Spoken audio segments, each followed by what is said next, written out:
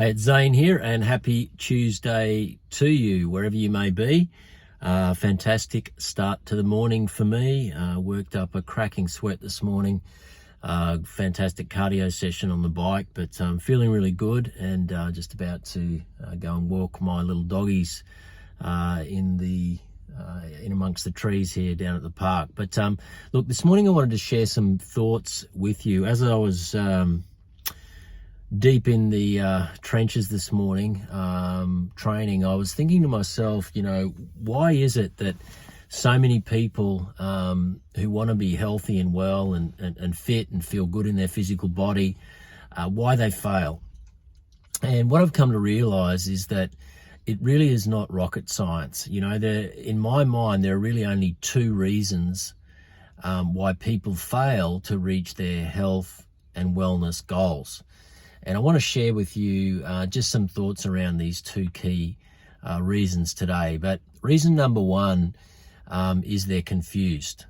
And, there was a time when, we didn't have access to information overload. And unfortunately now I think that we are, we're just overwhelmed with so much access to so much different information, so many different experts out there, so many brilliant people. But the more we listen to all these different experts around health and well-being, the more confused that we become.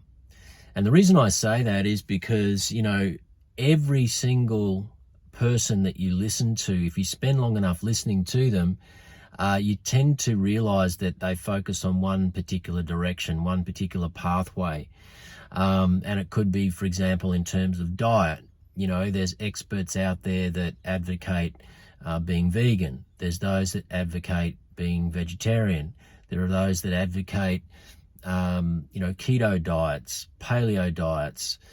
We have raw food diets. There are those who believe in the wisdom of juice fasting, and those that say that it's one of the worst things that you can do. So there are so many different messages out there that make it really, really difficult for the layman, for the person, the average person, to really decipher through all of that and to make sense of it, so that they can take on board principles for themselves to help their health and well-being. So, for me, I think it comes down to, being intuitive in your approach, being experimental. If there's one thing I've come to realize over the years, not just in my own health journey, but also in, facilitating health and wellness events for literally thousands of people over the years, and getting to talk to people and understanding the struggles that they face, the one thing I've come to realize is that there is never a one-size-fits-all approach that works for everybody. And, I think this is one of the traps that too many people fall into, because they get stuck in on one particular thing. And, they don't, when they get involved in a belief system that wants them to follow that resolutely, they don't have room for anything else. And instead of listening to their body and their own intuition and, trying to make sense of it all themselves and to adapt based on how they're feeling, they just get stuck and they stay committed to that one particular cause, and sometimes it's the wrong path for them. So I guess my message around confusion is to always keep it simple, listen to your body, be intuitive, don't be afraid to change, don't beat yourself up if you deviate from the intended path. As I said, there's some brilliant people out there who you can really become mesmerized by, and you can listen to their incredible wisdom. But, there are so many different pathways, and anybody that you listen to for long enough will start to make a lot of sense to you. And so you've just got to be open-minded, and you've got to be intuitive in your approach and be experimental. And I think that's my main message around confusion. You will find what works for you. Just realize that what works for somebody else is not always what works for everybody. So it's so important to just try different things to find that sweet spot for you.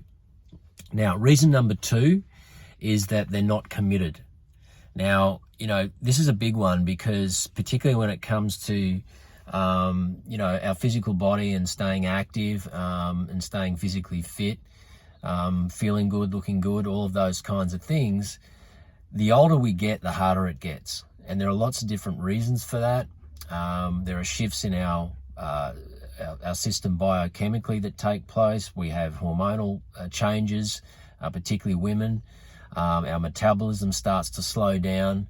Life gets in the way, and we start to just see little niggles start to show up as well as time goes on, just due to wear and tear that takes place naturally over the years. So with that in mind, it's so important that we stay committed to the cause. We stay committed to the fact that our health and wellness, our physical body, we only get one, and we only get one chance to really take care of it. And yes, we can fall off the rails from time to time. Yes, we can let our hair down from time to time. We can go through, little periods where we want to relax and take things easy and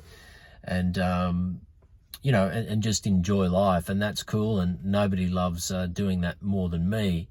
But I also realize that life really is about balance. And I think that what we do 80% of the time really determines the quality of our life and how we show up, how we feel physically in our body.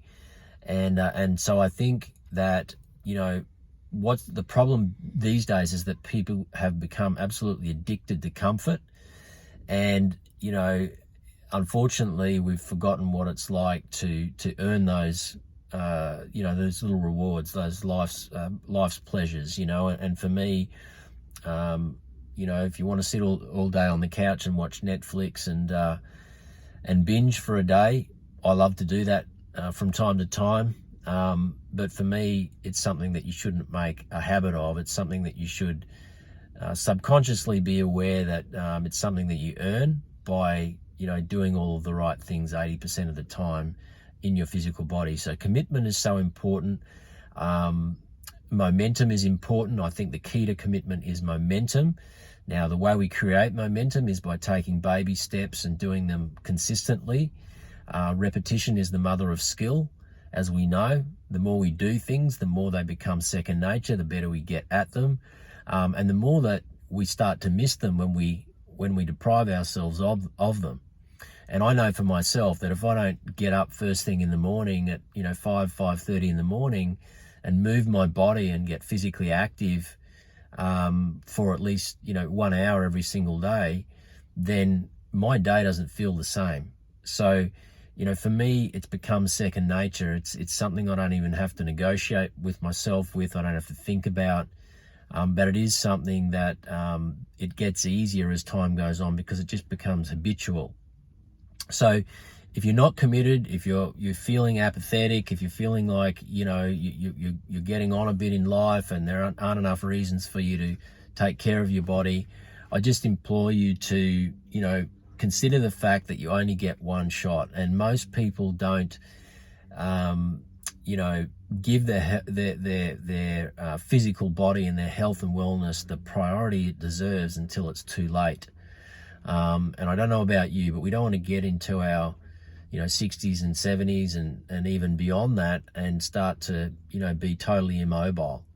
For me, that would not be a great way to enjoy the later years of my life. And so for me, that's one of the driving forces that keeps me committed every day.